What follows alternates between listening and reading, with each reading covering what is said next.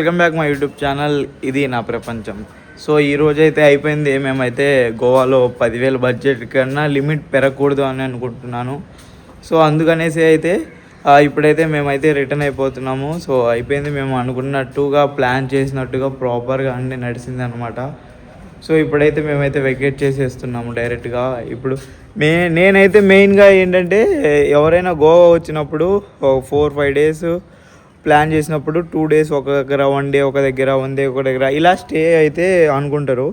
But మనం ఏంటంటే ఈ న్యూ ఇయర్ టైంలో హెవీ రేట్స్ ఉంటాయి కాబట్టి మేము ఇప్పుడు బైక్ కూడా నేను అన్ని గోవా మొత్తం ఎతికినా కూడా 650 రూపీస్ అనమాట. నేను బైక్ తీసుకుంది గోవా మొత్తం ఎతికి ఫైనల్గా అయితే దొరికింది. అతను కూడా చాలా మంచోడు. సో అతని నెంబర్ కూడా ఒకసారి నేను బైక్ రెంటల్స్ అని పెడతాను. అతనికి మీరు ఎప్పుడైనా గోవా వస్తే కాల్ చేయండి. ఇతను అంజునా దగ్గర ఉంటారు. అంటే నార్మల్గా ఇప్పుడు మనం చాలామంది చెప్తుంటారు గోవాలో ఫ్రాడ్స్ అవుతాయి ఇలా అనేసి. సో ఇతని దగ్గర ఏంటంటే అలాంటివి కాకుండా ఉంటాయి. సో అది మీకు ప్లస్ పాయింట్ అయింది. ఇప్పుడు మనం చూసుకుంటే ఇదంతా మా హాస్టల్. ఇది వచ్చేసి ఓనర్స్ వాళ్ళు ఉంటారు. సో స్విమ్మింగ్ పూల్ కావచ్చు, కింద రూమ్స్ ఉన్నాయి. అండ్ ఇలా అయితే మనకి అయితే ఉంటాయి అన్నమాట ఫ్లాట్స్. సో ఇక 1, 2, 3 అలాగ ఉంటాయి. నేను మీకు రూమ్ కూడా మొత్తం చూపించాను ఆల్రెడీ ఫస్ట్ వీడియోలోనే. సో అది ఎన్విరాన్మెంట్ కూడా చూసుకుంటే మీరు పక్కన మౌంటైన్స్ కావచ్చు, క్లైమేట్ కావచ్చు, చాలా బాగుంటుంది. సో అది ఇప్పుడైతే వెకేట్ చేస్తున్నాం. నేను ఈ హాస్టల్ అతను కూడా చూపిస్తాను. అతను కూడా చూడండి ఒకసారి. మీరు ఎప్పుడైనా కావాలనుకుంటే ఈ రూమ్ రెంటల్స్, హాస్టల్స్ అనేసి, హాస్టల్స్ కాదు ఇది యాక్చువల్గా రూమ్ అనమాట. సో ఒక 3 మెంబర్స్ 4 మెంబర్స్ వస్తే బెటర్గా మంచిగా దొరికిద్ది అలా. కానీ ఒకటి నేను ఒక వీడియో చేస్తాను, నెక్స్ట్ వీడియో చేస్తాను. అంటే గోవాలో చేయాల్సింది ఏంటి, చేయింది ఏంటి, మేము ఏమేమి తప్పులు చేసాము, మేము దానివల్ల ఎంత నష్టపోయాము అనేసి కూడా ఒక వీడియో చేస్తాను. ఆ వీడియో కూడా చూడండి. సో ఈ వీడియో కూడా మొత్తం చూడండి. ఖచ్చితంగా ఒక లైక్ కొట్టి ఛానల్ని సబ్స్క్రైబ్ చేసుకొని వీడియో అయితే కంటిన్యూ చేయండి. సో బ్యాగ్ అయితే తగిలించుకొని వెళ్ళిపోతున్నాం డైరెక్ట్గా. చూద్దాం. చూడండి ఇక్కడ కింద కూడా ఉంటాయి వీళ్ళవి.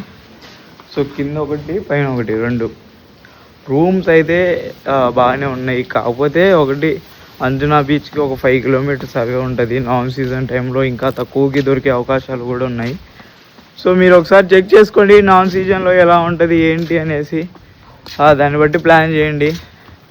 నా వరకు అయితే సీజన్ టైంలో ఇంత తక్కువ దొరకడం అనేది 100% इतना नाट ठीक है. थैंक यू व्लॉग कर रहा है. మన లోగ అయితే आपका नाम क्या है?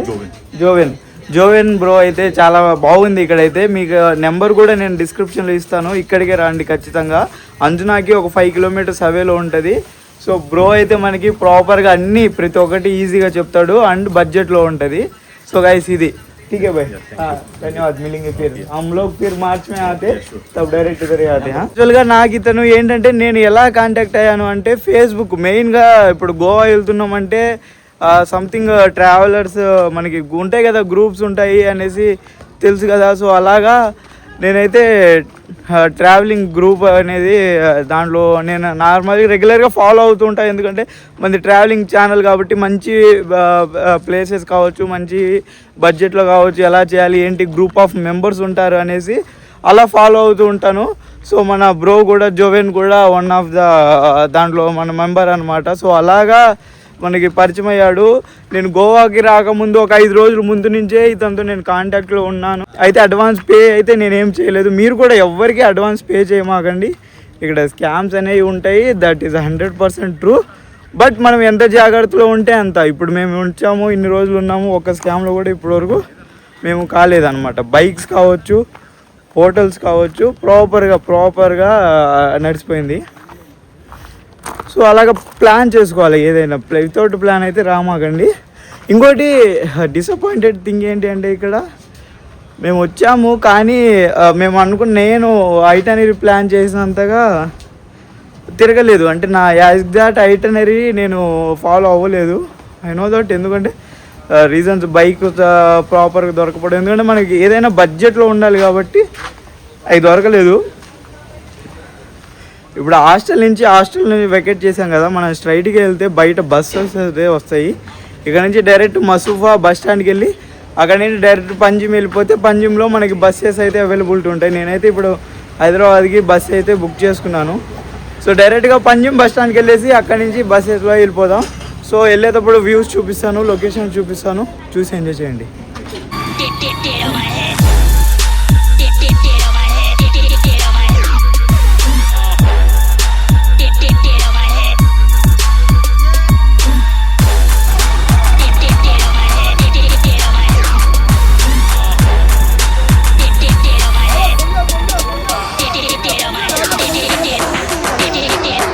ఇది చూసుకుంటే ఇది ముఫాసా బస్ స్టాండ్ అనమాట. యాక్చువల్గా మా హోటల్ దగ్గర నుంచి డైరెక్ట్గా బస్సు ఉంది ముఫాసా బస్ స్టాండ్కి. ఇక్కడ నుంచి పంజిమ్ సిటీకి కూడా బస్సు ఉంది అనమాట. సో అక్కడ నుంచి డైరెక్ట్గా మనకి హైదరాబాద్ వెళ్ళే బస్సెస్ ఉంటాయి. ఎవరైనా హైదరాబాద్ వెళ్ళాలి అనుకుంటే మెయిన్గా నార్త్ గోవాలో వచ్చేసి ముఫాసా అండ్ పంజిమ్ ఇవి రెండు పెద్ద బస్ స్టాండ్స్. ఇక్కడ లోకల్ బస్సెస్ అవైలబిలిటీ ఉంటాయి.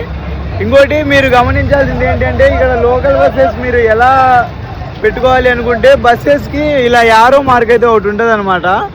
సో అలాంటి యారో మార్క్ ఉన్నవే లోకల్ బస్సెస్.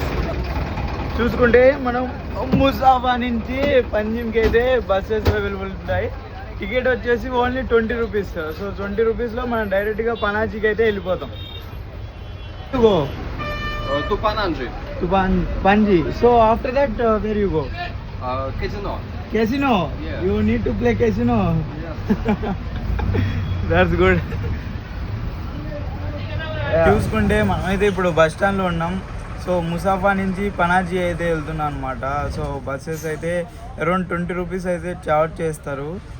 అండ్ పనాజీ నుంచి డైరెక్ట్గా మనకి హైదరాబాద్ అయితే బస్సెస్ ఉంటాయి. సో నా ఏమిటి ఉన్నారు కదా వీళ్ళు వచ్చేసి అరౌండ్ 2 months అయితే అవుతుందన్నమాట. 2 months నుంచి వీళ్ళు గోవాలోనే ఉంటున్నారు. ఇక్కడ లోకల్ బస్సెస్లో మనం చూసుకుంటే మనలాగా టికెట్స్ అయితే ఏమి ఉండవు అనమాట. జస్ట్ మనీ తీసుకుంటారు, ఇంకా మనీ ఇచ్చేస్తారు. 20 రూపీస్ తీసుకుంటారు అంతే. సో మనం టికెట్స్ ఇస్తాము, లైక్ టికెట్లు అయితే ఇస్తారు కదా మన దాంట్లో, అలాంటివి ఏముండవు. డైరెక్ట్ ఓన్లీ మనీ తీసుకొని ఎంతైతే అంత రిటర్న్ అయితే ఇచ్చేస్తారు.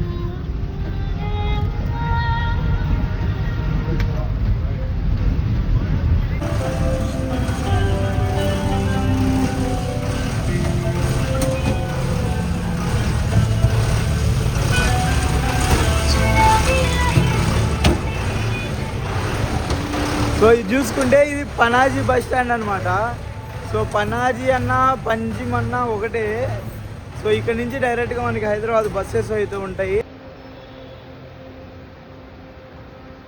లోకల్లో ఏసీ బస్సెస్ కూడా అవైలబిలిటీ ఉంటాయి.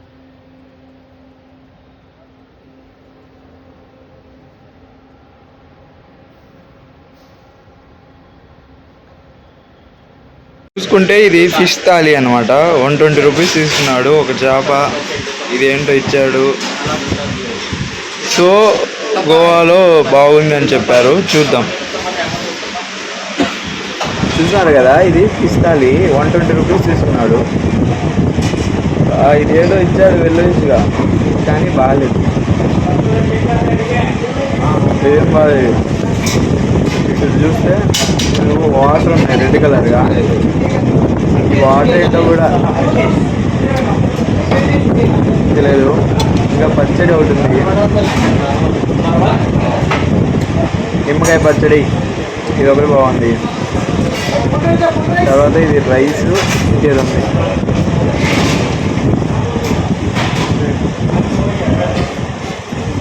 కొబ్బరి అనుకుంది, ఇది అసలు బాగాలేదు. అబ్బా బాగుంది అన్నారు కానీ వంకాయ కూర, కొంచెం రైసు, ఇది వంకాయ కూర, ఒక చేప ఇచ్చారు. ఇది మొత్తం కలిపి 120 రూపాయలు. లేదా అస్సలు బాగాలేదు. చేప చూస్తాను, అబ్బా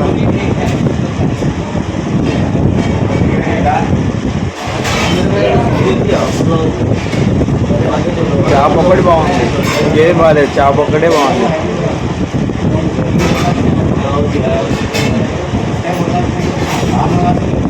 జీబులు తినే వాళ్ళు బాగా తింటాం, మనకు అలవాట్లేదు.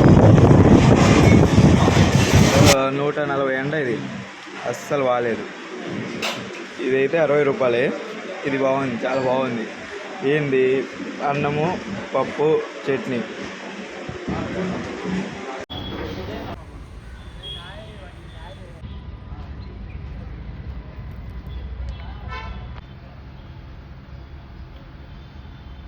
చూసుకుంటే ఎగ్జాక్ట్గా పంజిమ్ బస్ స్టాండ్ దగ్గర ఉన్నా నేను. ఇక్కడ గవర్నమెంట్ రన్ చేసే డార్మెంటరీస్ అయితే అవైలబిలిటీ ఉన్నాయన్నమాట. చాలా తక్కువ, ఒక బెడ్ వచ్చేసి 200 అంతే, 150 రూపాయలు అలా ఉంది పర్ డేకి. సో ఇది ఒక బెస్ట్ ఆప్షన్. బడ్జెట్లో మనం ట్రావెల్ చేయాలి గోవాలో అనుకుంటే చూడండి ఇలా కనపడుతుంది. నేను ఇదిగో ఇక్కడ నెంబర్ కూడా ఇస్తుంది దీనిది, వాళ్ళకి కాల్ చేయండి. చాలా బెస్ట్ ఆప్షన్ ఇది. ఇక్కడే పక్కనే మనకి, ఇక్కడ చూస్తున్నారు కదా పక్కనే మనకైతే Panjim bus stand, main bus stand అయితే ఉంటుంది.